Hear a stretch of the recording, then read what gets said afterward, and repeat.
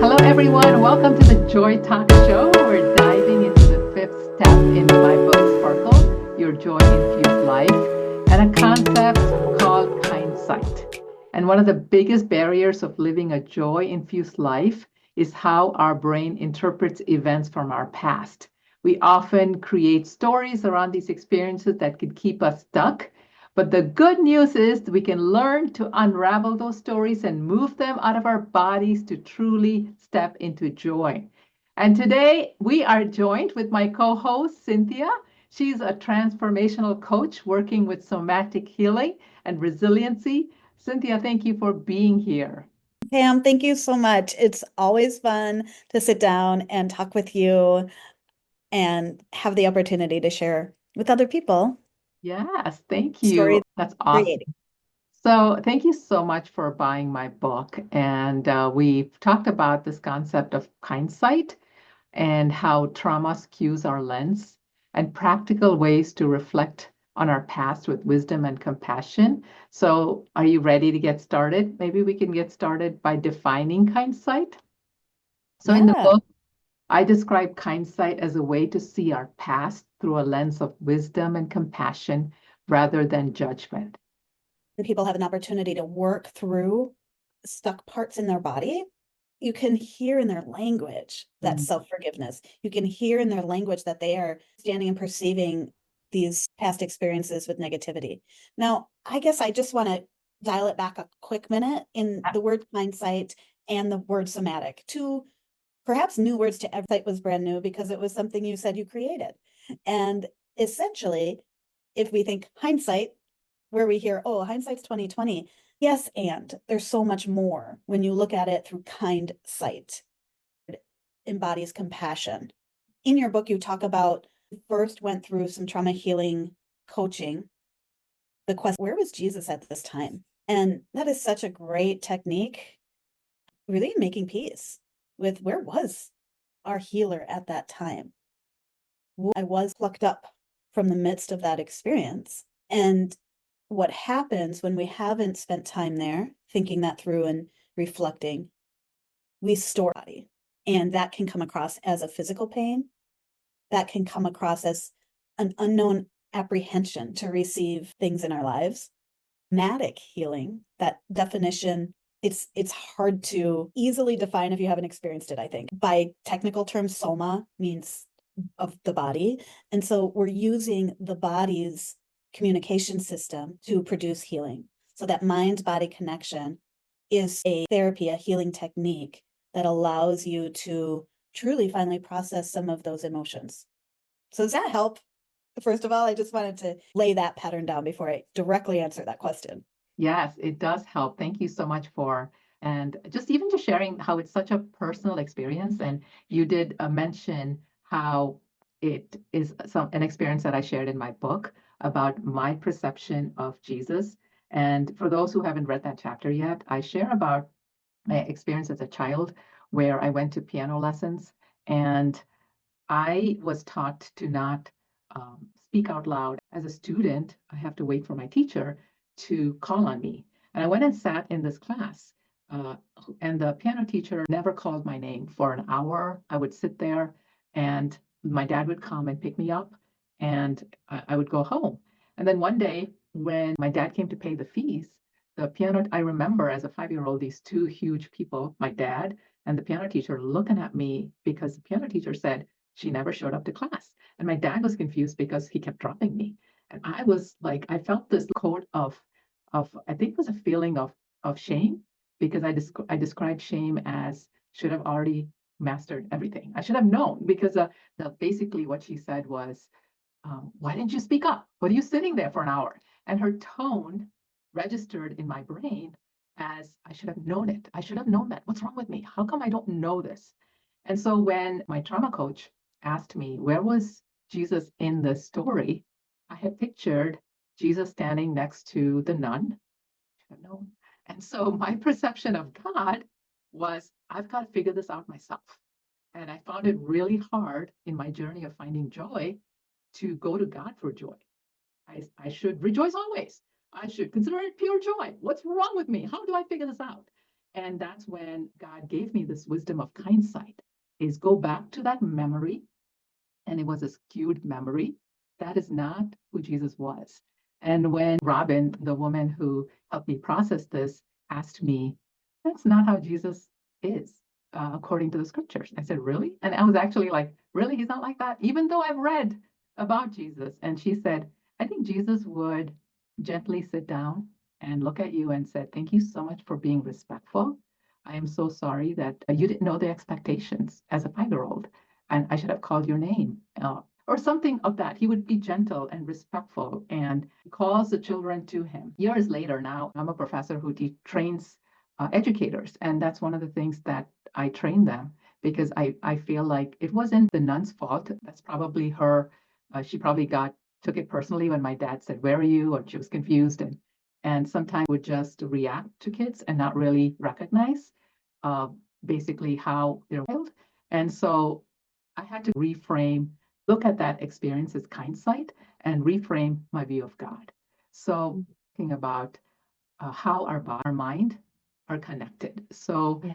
yeah, of Can I jump in here? course. What I love in hearing you retell the story is you and let the audience know, when you were retelling your story, did you feel that somewhere in your body as you were telling it? I think, It's gone. yes. And when you first would tell that story, did you feel it somewhere in your body? When I first shared that story, I was just crying. I couldn't even talk. It was like in my shoulder, in my neck, and I didn't know what's going on with me. And I'm this old woman. Why can't I control myself? It's just almost like, is the word throw up, but I was just throwing up emotions, Huh. and it just felt very different. And and that example is the best example of somatic healing. You took us from the story that you wrote, and now you told this whole story and you recounted it, and you may have had a flick of the emotion, but it wasn't overtaking your body. And there were probably times, if we were just going a deep dive into this one story, there were probably times in your life where you would feel that stranglehold essentially on your neck and tightening in your shoulders in a situation completely than a piano lesson story. But that feeling of shame, that feeling of I should have already known. I love that example. Should have already, what is it? Should have already Already, mastered everything. Yes, I love that. I laugh so much. I'm like, oh my gosh, so totally my story. And I really resonated with that. And so then as you told your story, I was reminded of a personal experience. And like I said earlier, sharing someone else's story isn't my job. I can, but in this moment, I'd rather share mine if we have time. Is that okay? absolutely. I would love to hear your story. And Okay. before you share your story, what you resonated with the trauma in our body, because even though that memory is gone, when I find myself in similar situations where I feel invisible or I feel not acknowledged, my body kind of senses a threat, and I have to go back to hindsight and tell my body, hey, you're okay. It's okay to ask. It's okay to go and known. And even just the whole writing that story in the book or living myself, being able to have a voice in this world. So I just wanted to add that, and I would love to hear your story. Thank you for sharing that. I love it. You honestly, this is why people need to sign up for your book club, because this is the kind of thing that I believe you're able to explore more than just reading this book, because the book in itself is a great tool, but to really dive deep into each one of these steps and process some of our own stories is imperative. I just want to give that little nudge for people if they were, why would I do a book study? And that's to me why with the author, it's an incredible opportunity. But for me, when you were telling the story, one of the opportunities I had in somatic healing, and I probably wouldn't have labeled it that, but a client of mine actually, who we were working through his stuff, and he was stories about what he did. And a practice that he had was developing really just the mind part. So it wasn't body specific, it was using your personality and your strengths and determining how to rewrite that story of past experiences. I had a client who had a very dramatic somatic release on the table, and it involved some spiritual components. And he, that was a spiritual teacher training, I thought, I really want to reach out to this man. His name is Mike. And so I talked with him and he said, hey, do you want to do the steps with me? He's like, let's just do it. And I'm like, sure. He's like, so we start talking about the root cause of what got me flustered in my own practice, because that's really what happened. What happened on the table was intense and I got through it, but I had my own root stories about rights and wrongs that I went through, and I was looking to a leader to help me make it right. And we went through this essentially shame story. And he said, I want you to go into your mind's eye. My cat is on its way. So if I can't divert him, we're going to have a cat walk across the screen. In the story, he was saying, let's go back to that time and go into your mind and tell me what you see. And I saw a classroom, which I think is so fitting, right? For you being a teacher and talking about this. I was in a classroom and there was all different characters. One was sitting on the desk and one was a science teacher. So it was like a mixture of the teacher's lounge and a classroom. He's, who are these people? And I'm like, well, it's God's way of telling me they're all these parts of him that he wants me to attain. And he's like, tell me more. And as I went through these stories, it was interesting. One of the people was this really thin woman in a pencil knit skirt and tight hair, glasses, very authoritarian teacher like, and was pointing to how I was doing things wrong. And then there was the kid slouched over, that masculine version sitting on the chair and not doing anything, right? And all these characters, and then one by one he asked me to go through these characters, and he said, now I want you to ask them, and this is very Christian, and so for me this walk made sense. It may not make sense to everyone, but he said, I want you to ask them, do they bow to the authority? They bow their knee? And I'm like, well, of course they would. They're all parts of this story. And he goes, well, just go ahead and ask. And not surprisingly, they were like, and they left the room one by one. They left the room. What was left in the room? And I'm like, no one. And he said, do you even think that room was the room Jesus wanted you in? Oh no. And he's like, why don't you ask? And I asked, and it was like, no. And it was like, whoosh, I just went up into the vast universe, and I sat, and there was these golden droplets all around me. And I was sitting on a Ferris wheel, swinging my legs with Jesus, and we just talked. And it was one of the experiences of the mind body connection. Say, I felt it in my body. By inadequacy, I would feel my nerves on edge. I would feel like everyone was looking at me as if I was not enough. And I had all these teachers in my life, and I should have already mastered everything. And that was just made up stories in my mind, created through survival methods. And that to me is one tiny little part of somatic healing. And I think your actual question was the perspective of practicing kindsight. So that to me is that really deep example of how I practice kindsight with someone else walking through it with me. Wow, thank you so much for sharing that. And I think we do have a lot of figures that influenced us that we've stored, and you've explained that so beautifully. So I was thinking we can get practical. So how can someone recognize when their view of the past is being distorted by trauma or negative emotions? Well, we can recognize the work to get to recognition. It's time, it takes partnership, it takes trust. But really, I think the most relatable example would be when you don't feel in your body anymore any of that tension you were carrying all day long. You don't feel in your body anymore. You have to look a certain way and put on a certain mask. And so the real practical application is start listening to your body. What is your body saying? If you can relate to having uncomfortable clothing, to just stripping it away and then just revealing your full true self in the comfort of your own home, to your home in your body, and just stripping away all of the stories about why you shouldn't feel upset, why you shouldn't care so much, why you shouldn't have made the mistake. And you just sit with it and you recognize it happened and you feel in your body.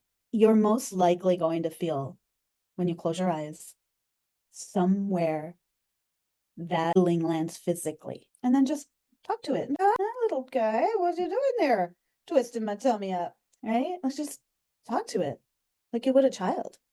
Recognize that feeling and then see if there is a thought that ties to that feeling, and practice this kindsight of going back into that one moment in time, not figuring it out, but seeing where the healer comes to you with love.